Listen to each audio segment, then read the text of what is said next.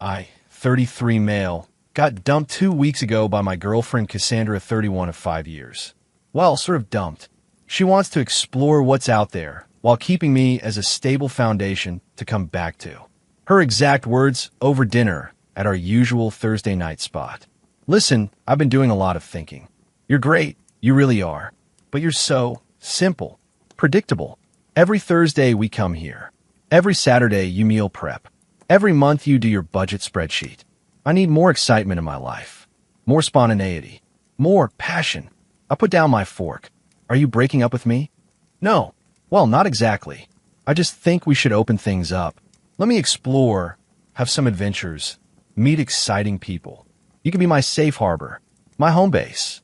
So you want to date other people while I wait for you? She reached across and grabbed my hand. You make it sound so negative. Think of it as me growing as a person. And when I'm done exploring, we'll be stronger than ever. I pull my hand back. What about what I want? She actually laughed. Come on. We both know you're happy with your routine. Your job, your gym schedule, your meal prep Sundays. You don't need excitement. That's what makes you such a good anchor for someone like me. Anchor. Like I'm just dead weight holding her boat in place. I need to think about this, I said. Of course. Take your time. I'm going out with some friends tonight. New people I met at that poetry slam. See? I'm already growing. She left me with the check. As usual, that night, I sat with my laptop and did something I've been dreaming about for years. Booked a month-long solo trek through the Himalayas. Departure in 48 hours. Cost about $4,000 including gear, permits, guides, and flights. Money wasn't an issue. See, what Cassandra never paid attention to during my boring budget spreadsheets was that I'd been saving 40% of my income for 5 years.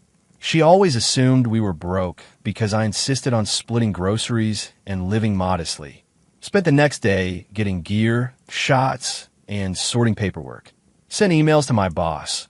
I had 6 weeks of PTO saved up, arranged for my neighbor to grab my mail, set up auto pay for MY bills. Left a note on the kitchen counter. Cass, you're right. I've been too simple. Gone to find some excitement. We'll be in the Himalayas for a month. No cell service where I'm going. Rent is due on the 1st. Your half is $950. Wi-Fi and utilities are in your name, so those are on you. Enjoy your exploration. Your former anchor. Then I left for the airport. The look on the Trek leader's face when I showed up alone was priceless. Girlfriend couldn't make it? Nope. She needed more excitement. So here I am. He laughed. Brother, you're about to get all the excitement you can handle. Turn off my phone, put it in my bag, and started walking. It's been 2 weeks now. I'm writing this from a tea house in a small village, one of the few places with internet. Decided to check my emails. 187 unread messages from Cassandra. Opening them was like watching someone slowly realize what they've lost. I'll update when I have time to process all this, but here's a preview. Day 1, very funny. When are you actually coming back? Day 3, the rent is due. Where's your half? Day 5, the power got shut off. This isn't funny anymore. Day 8, where are you? Day 11, please. I'm sorry. Just come back. I've got 2 more weeks of trekking ahead. The mountains are beautiful. The air is clear. And for the first time in 5 years, I'm not anyone's anchor. I'm just free. Update 1. Written from Cyber Cafe, still on the trek. Y'all wanted to know what was in those 187 emails? Buckle up. It's a journey. First, let me say, this trek has been incredible. I've pushed myself physically and mentally in ways I never imagined. Turns out I'm not as simple as she thought. But anyway, the emails. Days 1 to 2, mild annoyance. Okay, you made your point. This is a bit dramatic, don't you think? Let me know when you'll be home so we can talk. Day 3, confusion sets in. Wait, are you actually in the Himalayas? I checked your closet and your hiking stuff is gone. This is insane. You don't even like hiking. Wrong. I love hiking. She just never wanted to go. Day 4, the rent situation. Hey, so the landlord texted about rent. I don't have $950 right now. Can you just Venmo your half and we'll sort this when you're back? Hello. Day 5, infrastructure collapse begins. The internet bill was auto-paid from your account. It got declined. They shut it off. I need Wi-Fi for work. Had to go to Starbucks. This is ridiculous. For context, I've been paying for internet because I work from home sometimes. She insisted on having the fastest package, $120 per month, for her content creation. She posted Instagram stories. Day 6, the social life crisis. Supposed to host wine night tomorrow. Can't without Wi-Fi. Had to cancel. Do you know how embarrassing this is? My friends think we're having relationship problems, you think? Day 7, power problems. Why is the power bill in my name $400? I thought you paid utilities. I paid internet. She paid power and water. She forgot. They want $400 or they're shutting it off Monday. Day 8, darkness falls. Power's off. I'm sitting in the dark. The food in the fridge is going bad. This is actually abusive. Abusive. Me going on vacation is abusive. Cool. Day 9, the grocery situation. Did you cancel the grocery delivery? There's no food and I can't cook anyway without power. I've been eating takeout and it's so expensive. Yeah, I canceled MY grocery subscription, the one I paid for entirely because she couldn't figure out the app. Day 10, her exciting new life interrupts. Can't host poetry slam afterparty without power. Had to tell everyone I'm having renovations. This is affecting my social life. You're being so petty. Day 11, the real crisis. Rent is overdue. Landlord added $100 late fee. I can't cover $1,050. Parents won't lend me money again. Please respond. I'm sorry, okay? Again? Interesting. Day 12. Enter the flying monkeys. Series of texts from her sister Bianca. What you're doing to Cass is cruel. She's explored herself, and you abandoned her. A real man would support her journey. Day 13. The car situation. My car needs gas. I forgot you usually fill it. Do you know how expensive gas is? I had to cancel plans because I can't afford to drive. I didn't usually fill it. I always filled it. While she Venmo'd me, her half, maybe once every 3 months. Day 14. Full meltdown mode. I'm at mom's house. It's humiliating. I'm 31 and sleeping in my teenage bedroom. You've ruined everything. How could you do this to me? I thought you loved me. Day 15 to 16. The anger phase. You're pathetic. Running away like a child. A real man would fight for the relationship. You'll never find anyone else who challenges you like I do. Have fun dying alone on some mountain. Day 17. Yesterday, the bargaining begins. Okay, I've had time to think. Maybe I was hasty. You're not that boring. Please come back and we can work this out. I'll even go hiking with you sometimes. And then, the last email from this morning. I went by the apartment. Landlord changed the locks. Said we're evicted for non-payment. My stuff is in storage, and I have to pay $500 to get it. This is all your fault. You've destroyed my life because you couldn't handle a little constructive criticism. I hope you're happy. I am, actually, sitting here in a Nepalese tea house, watching the sunset over Annapurna, eating the best dal bhat of my life. Met some incredible people on this trek. Turns out when you're not constantly managing someone else's chaos, you have energy for actual adventures. Oh, and the exciting guy she was probably already seeing? Radio silence in all these emails. Guess he's not so interested in a woman with no apartment, no car gas, and no money. Who's simple now? 2 more weeks of trekking. Peak attempt in 3 days. We'll update when I'm back in civilization. Update 2. Got back yesterday. What a month. Made it to Annapurna Base Camp. Saw the sunrise from 4,130 meters. Made friends from 6 different countries. And discovered I'm actually pretty badass when I'm not playing anchor to someone's chaos. The journey home was eventful. First, turn on my phone at the airport. 312 more emails. 47 missed calls. 183 texts. Not all from Cassandra. Her family had opinions too. But before dealing with that, I had to figure out my living situation. Called my landlord from the airport. Hey, Mr. Peterson, it's me. Just got back from vacation. I heard there was an issue with the apartment. Issue? Your girlfriend didn't pay rent for October. I waited 2 weeks, added late fees, tried contacting her. Finally had to start eviction proceedings. You weren't on the lease, so I understand. What about my belongings? I separated your stuff when she told me you'd left. It's in storage unit B12. First month's free, but November rent is $125. Her things are in A7. She hasn't paid to retrieve them yet. Blessing in disguise. I've been wanting to move anyway. Went straight to the storage facility. My stuff was neatly packed and labeled. Even found a note from Mr. Peterson. Saw your climbing gear was gone. Figured you'd be back. Good luck, son. Got a hotel for the night and started apartment hunting. Found a great studio downtown, closer to work, with a balcony and mountain views. Signed a lease this morning. Then I made the mistake of checking social media. Cassandra had been busy. Daily posts about surviving narcissistic abuse, and when someone punishes you for being honest and rebuilding after abandonment. The comments were mixed. Stay strong, queen. Wait, didn't you say you wanted an open relationship? Didn't you call him boring publicly like a week before he left?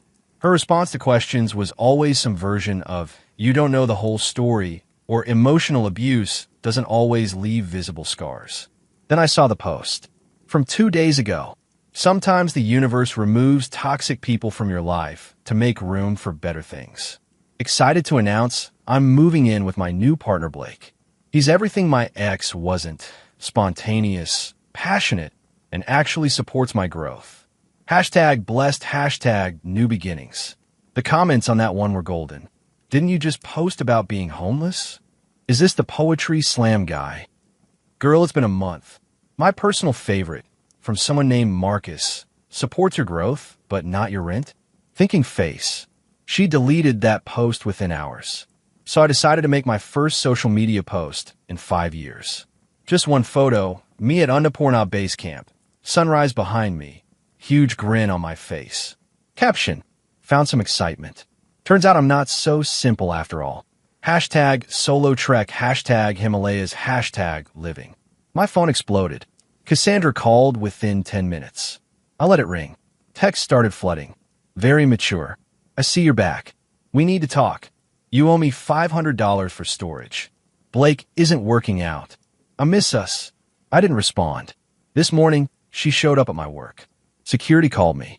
There's a Cassandra here. Says she's your girlfriend. Ex-girlfriend. I'll be right down. She looked rough. Hair unwashed. Same clothes I'd seen in her post from days ago. You're back, she said. I am. How was your little adventure? Life-changing. She rolled her eyes. Right? Well, Blake kicked me out. His ex came back, and apparently she's less complicated. I need the storage fee for my stuff. That's unfortunate. So, are you going to help me or not? Not. Are you serious right now? After 5 years. 5 years of me being too simple. Too boring. Too predictable. Remember? I was trying to help you grow. And I did. Grew right up a mountain and out of your life. This isn't you. The old you would never be this cruel. The old me also paid for everything while being called boring. I like the new me better. She actually stomped her foot. You have to help me. I have nowhere to go. You have your moms. You have Bianca. You have all those exciting new friends from Poetry Slam. They were Blake's friends. Security stepped closer. Sir, should we escort her out? Please. As they walked her out, she turned back. You'll regret this. When you're alone with your stupid spreadsheets and meal prep. Actually, I called back. I'm taking a cooking class. Thai cuisine. Much more exciting than meal prep. Last night, Bianca texted, You broke my sister. I responded, no. I stopped enabling her. Big difference. She didn't reply. This morning I signed up for rock climbing lessons, Thai cooking class, photography workshop, salsa dancing. Turns out I had plenty of excitement in me. I just spent 5 years dimming it to be someone's anchor while they chase storms. Never again. One final update to come. Just got a very interesting LinkedIn message from her. Final update. It's been 2 months since I got back from the Himalayas. Thought I was done with this saga, but Cassandra had one more play that was so absurd I had to share. First, the good stuff. Life is amazing. The rock climbing is going great. Turns out years of boring gym routines gave me solid strength. Made friends in all my classes. Even went on a few dates with Sophia from salsa class. She thinks my spreadsheets are adorably organized and actually wants to go hiking. Wild concept. But last week, got a LinkedIn notification. Cassandra had endorsed me for leadership, financial planning, and problem solving. Weird flex, but okay.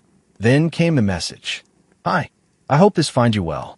I've been doing a lot of reflection and personal growth. Therapy is amazing. I wanted to reach out professionally to see if you'd be interested in a business opportunity. I'm launching a lifestyle coaching company, Phoenix Rising Coaching, helping women reclaim their power after relationship transitions. Given your transformation journey and financial expertise, I think you'd be a perfect investor/partner. I'm seeking $10,000 in seed funding. In return, you get 20% equity and the satisfaction of helping women like me find their strength.